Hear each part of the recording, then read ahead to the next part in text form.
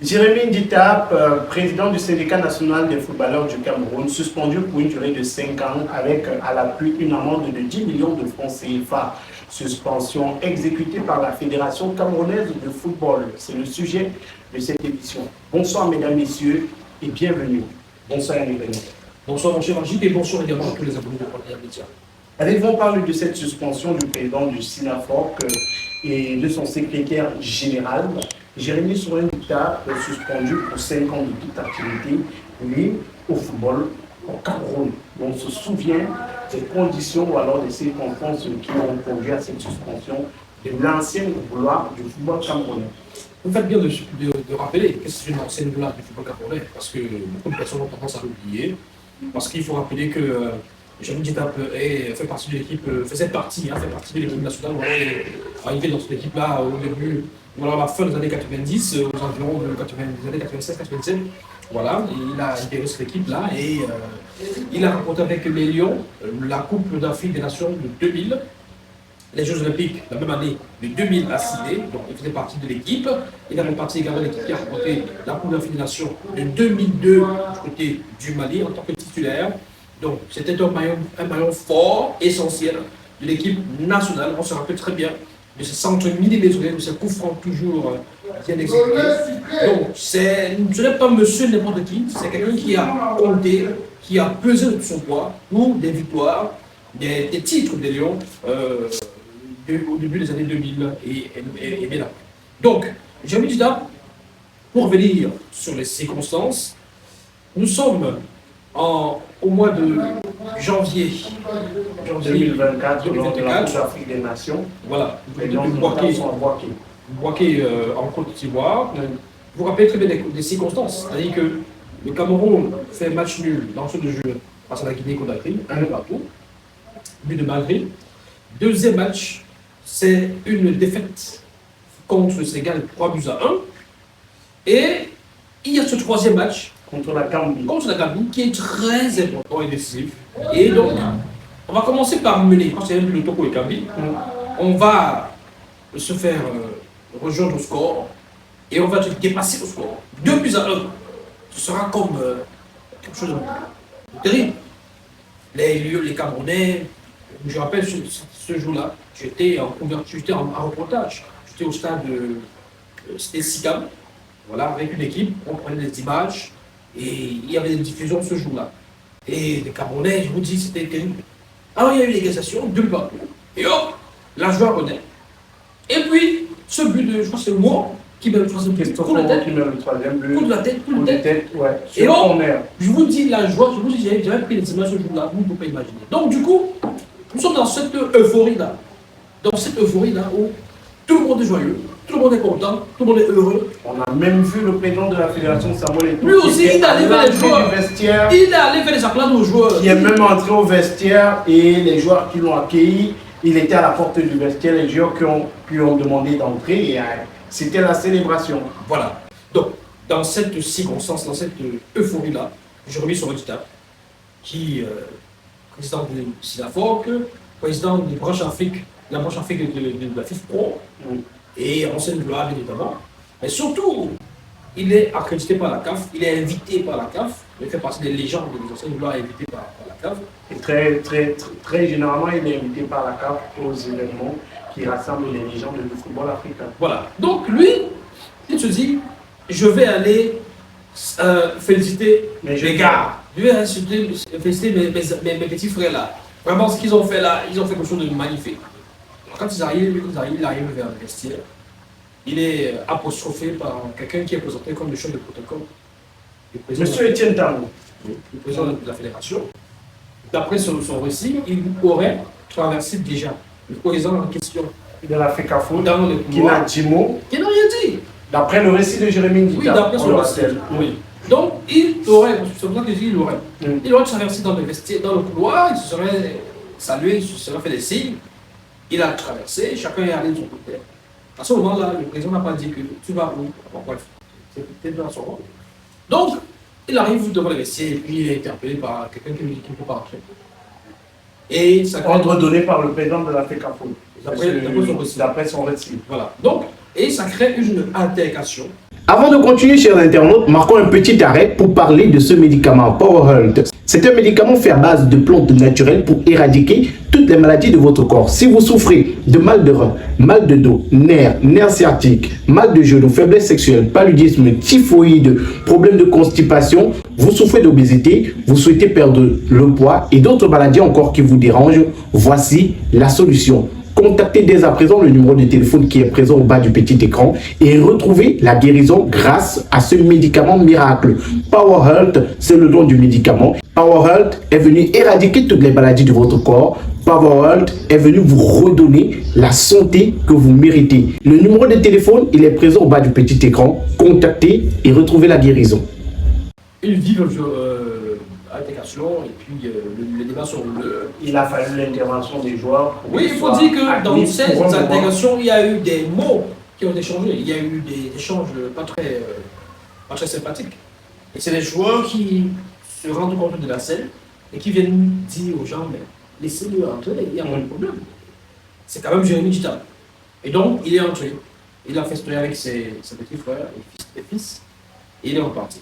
Donc, même si de l'autre côté, il y a l'autre version qu'il ne faut pas aussi ignorer, celle racontée par Étienne Tango, le chef de protocole du président de la Fédération camerounaise de football, qui dit dans sa version des faits que c'est l'organisation, c'est les membres de la CAF qui sont venus demander à Jérémy Djita de se mettre hors du vestiaire. Oui, bon, quand il le dit, la même CAF, parce que s'il faut revenir, il faut déjà envoyer sur les sanctions et sur les procédures, la même CAF vous dit que...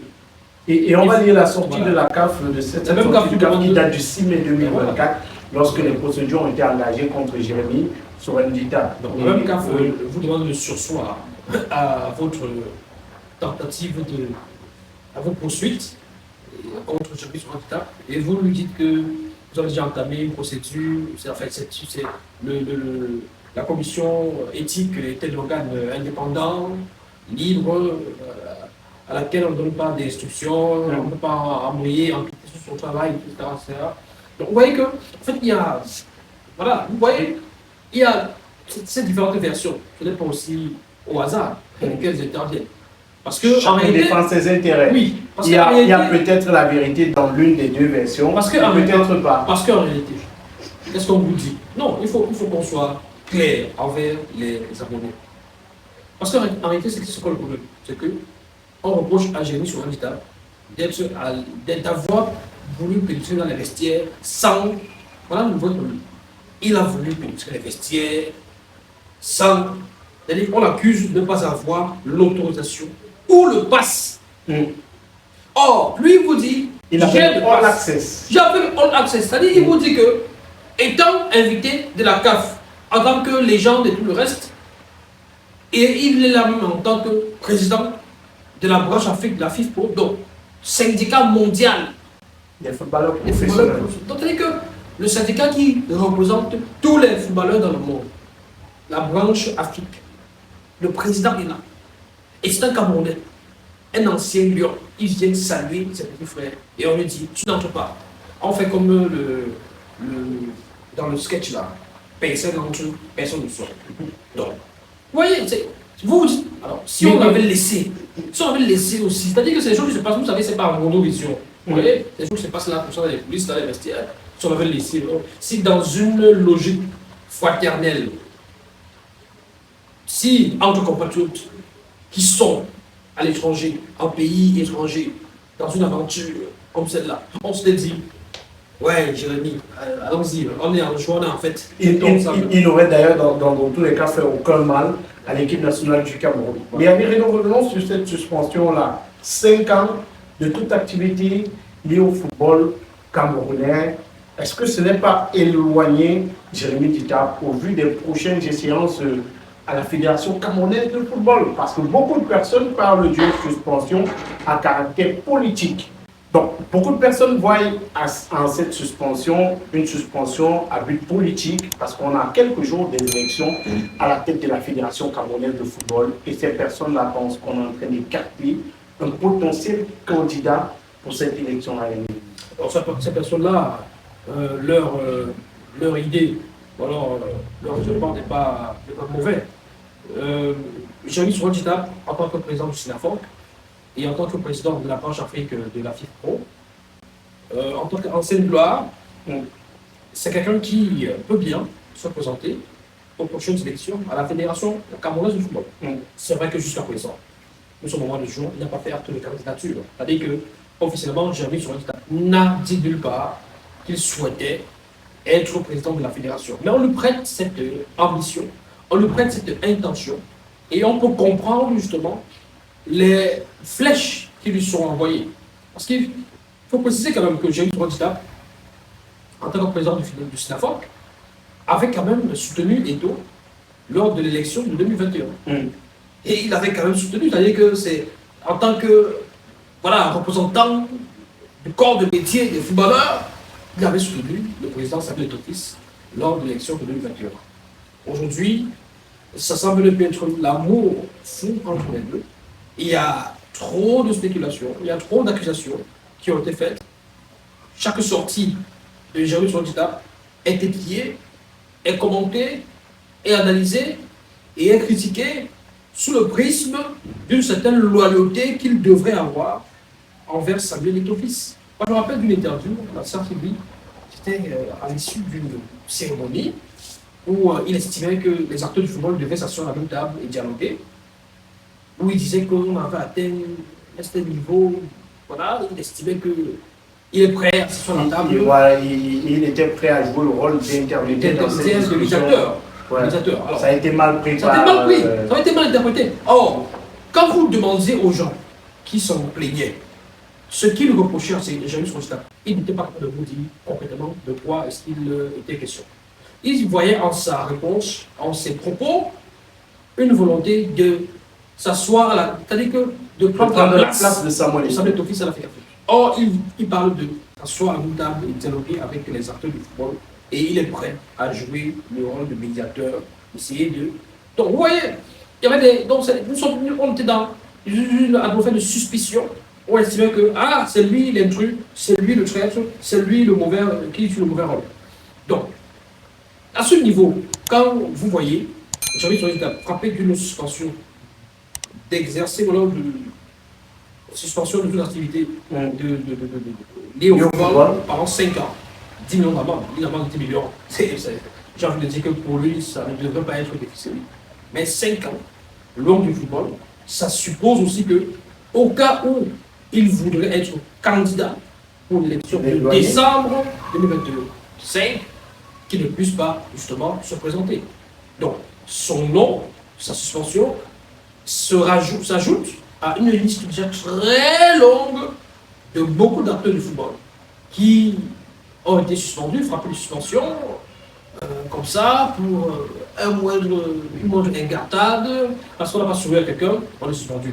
Parce qu'on n'est pas d'accord avec quelqu'un, on est suspendu. Parce qu'on ne sait pas lever quand quelqu'un est entré dans la salle, on est suspendu. Parce qu'on n'a pas fait la prière, on n'a pas élevé. Donc, comment? Vous voyez, j'en veux pour preuve de ce ras-le-bol la sortie de Jean Crépin-Niampsy. Je ne sais pas si vous avez prévu une numéro lancée dessus. Oui, on peut embrayer dessus. Voilà. Jean Crépin-Niampsy est un allié fidèle. Samuel Eto'o Fils, du président de la fédération. Il est un ami de longue date de Samuel Eto'o Fils, le président de la fédération. Et l'on se souvient qu'en 2021, il était candidat à l'élection de la Fédération camerounaise de football. Il a retiré sa candidature pour soutenir Samuel Eto'o qui se présentait lui également à cette élection. Voilà, vous avez de bien renseigné. Parce que dans un direct, justement, Jean Crépin-Niampsy, pendant près d'une heure de temps, il s'est exprimé longuement. Et son direct a commencé par quoi? Il a commencé par diffuser quelques vidéos relatives justement à cette campagne de 2021. En 2021, quand il est candidat, il a des vidéos de campagne où il fait des promesses, il dit des choses. L'un de ses leitmotifs, son credo, le credo de Jean Crépin-Niampsy à ce moment-là, c'est de rassembler la famille du football. Il estime que les footballeurs sont déjà trop dispersés et que le président exécutif a contribué à diviser un tout petit peu les footballeurs. Donc lui dit, je viens pour rassembler les footballeurs camerounais. Avant de continuer, marquons un petit arrêt pour parler de la marque Intenswear. Intenswear, c'est une marque de chaussures, babouches, pieds nus, bombers, sacs pour vos différentes sorties, pour rester à la maison, pour les sorties en famille, entre amis. N'hésitez surtout pas à contacter le numéro de téléphone qui s'affiche juste au bas de l'écran pour commander vos chaussures Intenswear. Ce sont des chaussures de très bonne qualité à des prix très doux. Contactez dès à présent. Vous avez également ici en image les différents modèles de chaussures, babouches et pieds nus, également sacs, bombers, Intenswear. C'est le moment plus que jamais de commander ces chaussures pour ne rien manquer et surtout bénéficier de la grosse promotion en ce moment. Avec Intenswear, vous avez la promotion. Si vous venez de la part de On Air Media, vous avez jusqu'à 20% de réduction sur tous vos achats. Alors les amis, contactons Intenswear maintenant via le plus 237 694 46 70 29 et arrachons-nous les différents articles qui nous sont proposés. Et donc, lui, dans ce direct qu'il fait hier, Jean-Pierre aussi, il fait ce mercredi, non seulement il exprime son ras-le-bol par rapport à l'exagération en termes de suspension.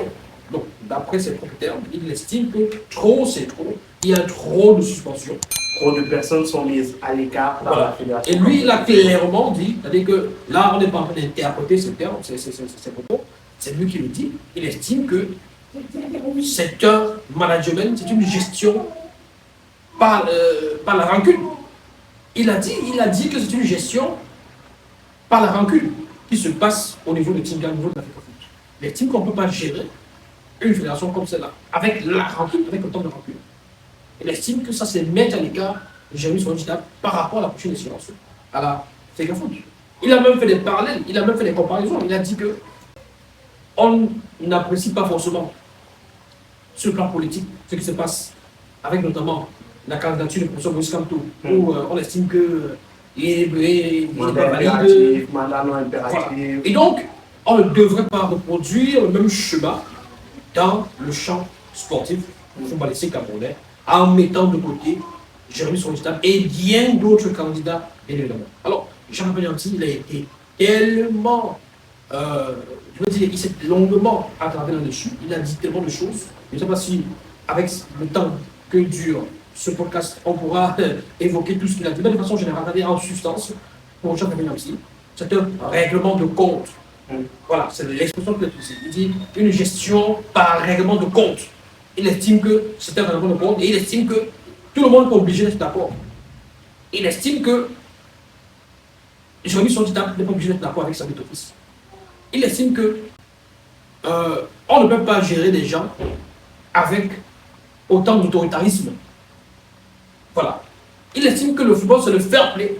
Et comme c'est le fair play, que Jérémy Sonjita ait commis quoi que ce soit, ait fait n'importe quoi contre les taux ou quoi que ce soit, on peut également se saluer et passer, parce que c'est le football. Ça véhicule le fair play. Il l'a rappelé aux gens et aux autres que Jérémy Sonjita est un ancien lion, un notable du football. C'est une gloire du football. Il a dit, Jean-Pierre Niamsi a dit que dans ce pays, Jérémy Sonjita ne peut pas être sanctionné parce qu'il allait saluer les lions. Ce n'est pas normal.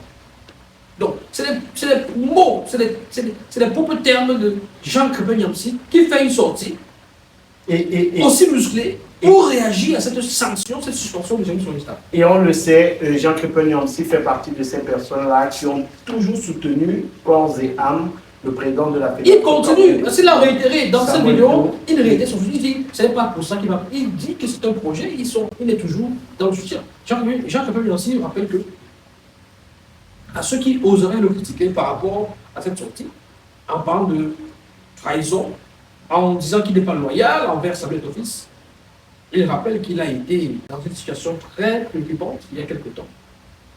Parce que justement, c'était à cause de ce soutien-là envers sa bête. C'est lui qui le dit. Hein. Il dit que sa maladie n'était pas une maladie tout à fait naturelle, c'est-à-dire qu'il a été empoisonné. Jean-Pierre Niamsi dit qu'il a été empoisonné à cause de son soutien à sa famille, de sa bête office et de la FECAFOOT. Et donc, du coup, ceux qui sont là pour lui donner des leçons morales ne sont pas les mieux parce que lui, il est quelqu'un qui prend des coups pour Eto et pour la FECAFOOT depuis longtemps. Et nous-mêmes, on le sait, parce qu'on le voit. Sur la toile, dans les médias. Ses réactions. Ouais. Quand quelqu'un comme ça prend la parole, prend le courage déjà. Parce que, vous savez, c'est pas facile, mon cher Magic Nico. C'est pas facile de prendre la parole quand vous êtes l'ami de quelqu'un comme Samuel Topis ou un proche. De prendre la parole pour contredire, ou aller contre les intérêts, ou contre la volonté, contre les idées. Ce n'est pas sans conséquence. Ce n'est pas sans conséquence. Mais quelqu'un comme ça, il prend le risque de sortir et de dire il n'est pas d'accord parce que pour lui, trop c'est trop. Vous comprenez qu'à un moment donné, on peut être dans un camp, dans un clan, mais on se rend quand même compte que non, à ce niveau, on a exagéré. Et alors, ce qu'on demande à beaucoup de Camerounais, de revenir, de redevenir voilà, lucide et de se dire je peux supporter X ou Y, mais à ce niveau, je ne suis pas d'accord avec lui. Voilà. Et Yannick Reynaud, aujourd'hui, on se pose une grosse question, c'est celle de la légitimité de cette suspension de la Fédération camerounaise de football, quand on sait que le 6 mai 2024, la Confédération africaine de football avait adressé un courrier à la Fédération camerounaise de football concernant cette affaire. On va lire le courrier pour être au même niveau d'information que ceux qui nous regardent. Fédération camerounaise de football, M. Benjouna, secrétaire général Yaoundé, Le Caire, le 6 mai 2024, FECAFOOT, là c'est la FECAFOOT qui envoie le truc, demande de précision. Cher monsieur, j'espère que cette lettre vous trouve en bonne santé. Je me permets, j'espère que cette lettre vous trouve en bonne santé. À la FECAFOOT. Oui, je me permets de porter à votre attention la plus particulière les éléments ci-dessous, autant pour moi. À la suite de la rencontre opposant le Cameroun à la Gambie, durant la phase de groupe de la Coupe d'Afrique des Nations Total Énergie Côte d'Ivoire 2023, M. Ndjita se serait introduit sans autorisation dans les vestiaires réservés à l'équipe nationale du Cameroun. Pour cette raison, et au regard des informations qui nous sont parvenues, la FECAFOOT s'apprêterait à prendre des mesures qui entraveraient potentiellement l'exercice d'une activité liée au football pour la personne mise en cause. Étant donné que l'incident dénoncé se serait produit lors d'une compétition officielle de la CAF, la Confédération africaine de football serait exclusivement compétente pour connaître de cette affaire. Si tel était le cas, nous vous demandons de cesser toute procédure qui serait en cours et de transmettre à la CAF toutes les pièces nécessaires et les éléments probatoires pertinents à l'espèce. Dans l'attente de votre réponse, je vous prie de recevoir, monsieur le secrétaire général, l'assurance de notre considération. Signé la Confédération africaine de football, Véron Moussengo Komba, le secrétaire général. Oui, et une copie de cette lettre a été envoyée à Jérémy Sourendita, président FIFPro Afrique. La Fédération camerounaise de football a-t-elle le droit aujourd'hui de sanctionner Jérémy Dita après cette sortie de la CAF qui date de plus d'1 an, qui rappelait à la Fédération que l'événement s'est déroulé lors d'une compétition de la CAF. Donc, c'est la CAF qui devrait, si faute a été commise, passer aux sanctions. Vous savez, nous ne sommes pas des experts du droit, mais on se sert de ce que des experts également peuvent dire sur la question. Et cette affaire divise un tout petit peu le monde juridico-juridictionnel. Comme toutes les affaires au Cameroun. Judiciaire, pardon. Oui, bien sûr. Mais vous savez, j'ai été frappé quand même parce que il y a quelques heures, j'écoutais une émission et puis j'écoutais également quelqu'un qui était recruté, un juriste qui était recruté pour prendre généralement position en faveur de la FECAFOOT, en faveur de Samuel Topis, qui observait une certaine prudence. Parce que Maître Alain Guigny, que j'écoutais sur une radio ce matin, lui, il estimait que il se posait la question, en quelle qualité est-ce que Jérémy Sourendita n'a pas été sanctionné? Il estime que la commission d'éthique ne peut sanctionner que les membres de la FECAFOOT. Les membres de la FECAFOOT.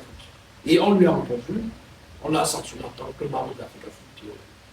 Il dit, au niveau de la commission d'éthique, au niveau de la fédération, Jérémy Sourendita, la fédération, en fait, des membres de la fédération, de l'AG, c'est des personnes morales. C'est des corps de métier. Les membres de l'AG, c'est des corps de métier. Vous avez les corps de métier des arbitres, des footballeurs, etc., etc. Donc, ce n'est pas évident. Et dans l'échange, justement, il essaie de convaincre son interlocuteur, ses interlocuteurs, sur le fait que, en tant que personne physique, il sera difficile de démontrer que, de prouver que Jérémy Sonjita Fait partie. peut être sanctionné par, ou alors est membre. Le SINAFOC, il a dit clairement, le SINAFOC est membre de la Fédération Cameroun de football.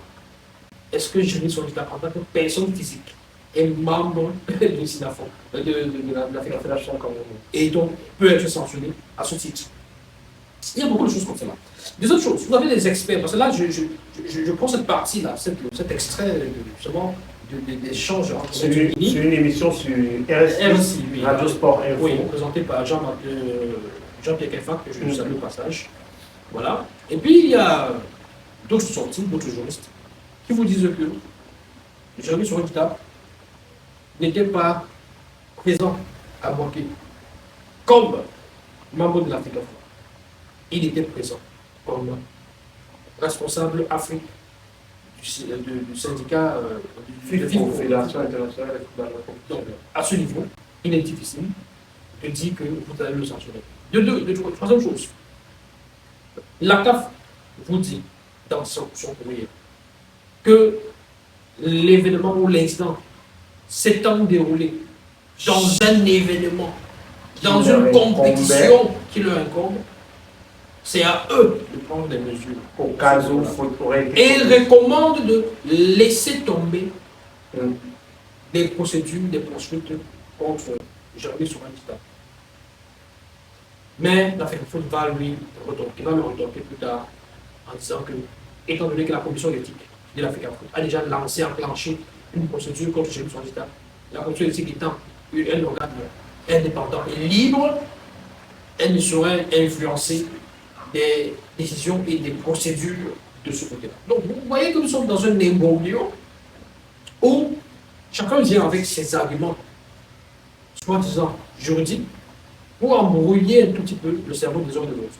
Donc, vous savez, j'ai l'habitude de dire aux gens, mon cher Magique, que quand on veut légitimer quelque chose d'incorrect, ou d'illégitime, ou d'anormal, on l'embaume, on l'enrobe de quelques arguments juridiques. On l'embaume de quelques textes. C'est-à-dire qu'on sort le texte là et on dit, parce que tu n'as pas salué tel, ça fait partie du manque de respect envers X, Y, selon l'article. Oh, arrêtez, c'est.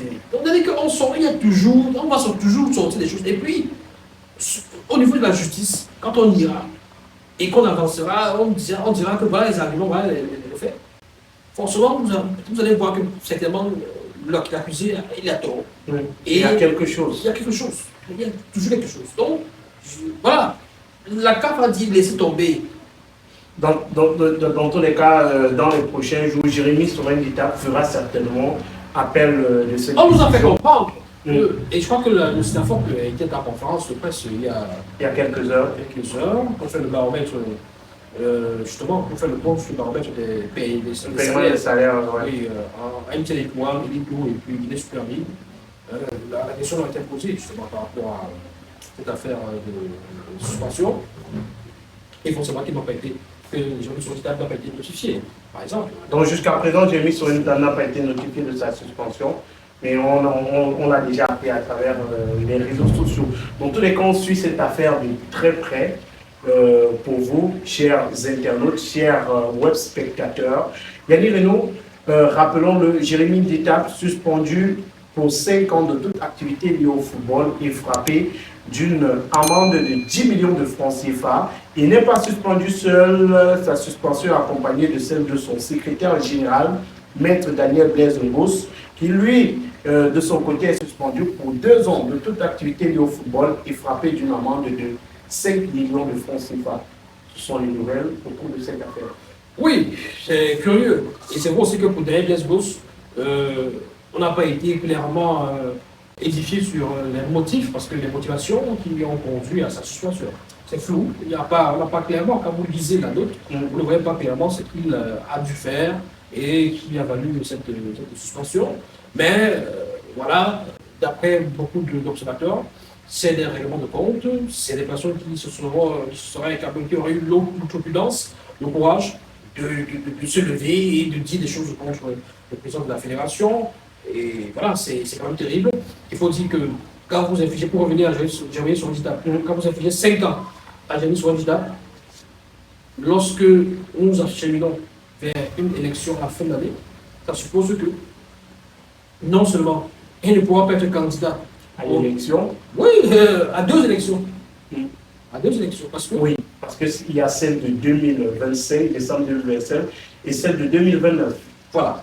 Donc, ça veut dire, et vous savez très bien que si le président actuel remporte les élections, la prochaine élection, Voilà, il n'a pas encore déclaré qu'il non, sera il dit si, candidat. nous sommes dans les spéculations. Oui, s'il se présente et il remporte. Oui, s'il se présente, ouais, faites bien d'être prudent.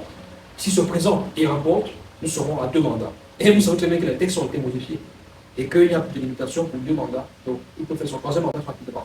Et donc, ça fera 3e mandat ou 3e candidature, si vous voulez, et un adversaire de taille et de poids, comme je l'ai dit sur l'étape, qui ne sera pas candidat en 2029. Dans tous les cas, oui. Oui, non, je voulais, allez-y. Dans tous les cas, l'exécutif actuel a le siège de l'Africa Foot à terminer. Donc, rendez-vous en décembre pour avoir tous les détails. Et rappelons, oui, il y a le nom. Je voulais juste essayer de souligner quelques extraits, quelques citations, je veux dire quelques propos, des déclarations choc et fortes de Jean Capagnanti dans son direct hier. Voilà. Nous sommes aujourd'hui dans une gestion de règlement de compte. Je ne sais pas, il y a des Renault qui le dit. Il dit ça par rapport à la suspension de Jérémie Tita. Il dit, nous voulons tous le changement, mais devons-nous effectuer le changement d'une façon brutale, d'une façon inacceptable? Pour nous, c'est inacceptable. Il dit non, notre pays mérite mieux. Alors, ailleurs, je vais dire plus loin, Jean Capagnanti déclare ceci à ceux qui estiment qu'il est traître et qu'il n'est pas loyal envers et tout, il devait suivre. Voilà, il dit, je suis toujours obligé de penser comme vous voulez. Vous pensez que je suis un mouton? Jean Capagnanti demande aux gens s'ils pensent qu'il est un mouton. Et il dit, je ne suis pas obligé de penser comme Samuel Eto'o-Fils. Est-ce que Samuel Eto'o-Fils est obligé de penser comme moi? Vous pensez qu'être allié est obligé, vous pensez qu'un allié, je veux dire, est obligé de tout accepter? Il vous dit qu'en tant qu'allié, il n'est pas obligé de tout accepter venant de Samuel Eto'o-Fils. Donc, je peux m'arrêter à ça parce que il a dit beaucoup de choses.